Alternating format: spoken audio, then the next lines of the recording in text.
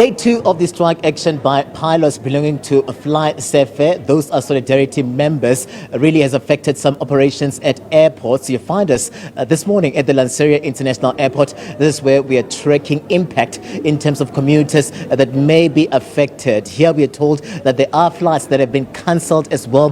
Remember yesterday FlySafair announcing here that there are 26 of those flights that have been cancelled. We are told that some of those flights are from here, the Lanseria International Airport.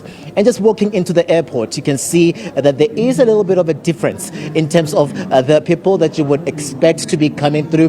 The next flight will be here more or less in the next 45 minutes, and here you'll be expecting crunch time. A lot of people moving in and out of the airport and racing so that they get to more or less meet their flight. But here we're seeing just empty shelves. I'm going to step out of shot just to show you what is happening here.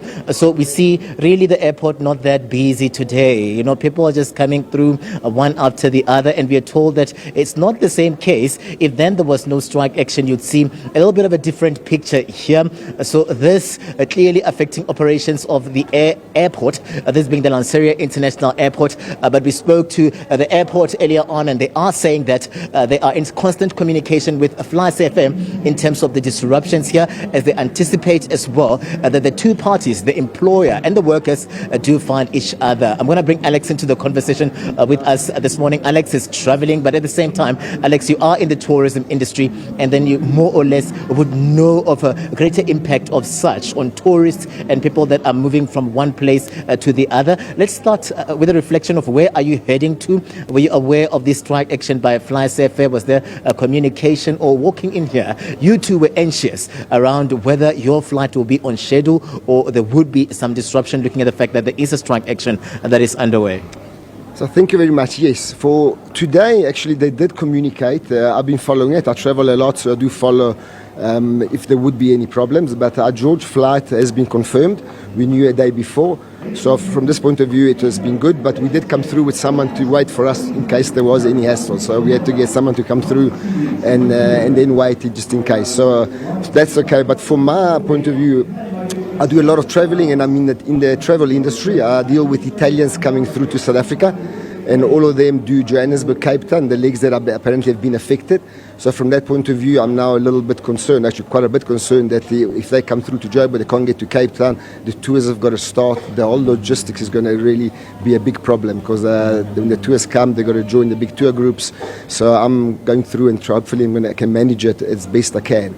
But these type of situations, and I do travel a lot overseas as well, it can really cause a lot of problems, financial problems, and then you got to obviously pay them back for not making the tours. So hopefully it will end very soon. Yeah, and that's something else, because yesterday I was talking to a couple from Thailand, and you know, instead of them moving into OR Tambo and find a smooth sail, they were met by all of these issues pertaining to the strike action. And one looks at it to say that it is bound to affect also the tourism space and the tourism sector, also more or less the image of South Africa, looking at the fact that you can't then simply move into an airport and find greater services, looking at the strike action. Exactly, because if you're in South Africa, you sort of know how to work around it. But when you're from Italy, a lot of them coming for the first time in Africa, and they're arriving in South Africa, a lot of them a little bit anxious. So to arrive and already have delays, it's not very good for image. I mean, my job, because I live quite a bit in Italy, is to promote South Africa. It's a beautiful country, and I love it.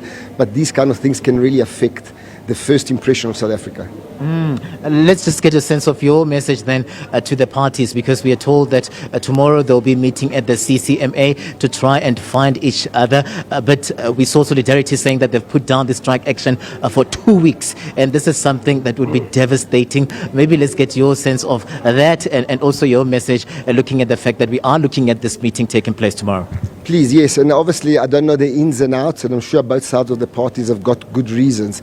But look at the bigger picture, look at South Africa, look at the tourism industry from my point of view, and for the South African sake, if you can find some kind of solution, that would be great. All right. Alex Valenti, thank you very much for giving us your time on the SABC. Alex, coming through to just give us a sense of how then they are receiving some of these developments as commuters, but really Lanseria International Airport skeletal, looking at the fact that most people either opt expected to, delay their trip, not come through and take their flights. But at the same time, we are told that this is not a picture that you get every day, attributed, of course, to the strike action that is underway. I'm Katla Gologodi for SABC at the Lanseria International Airport.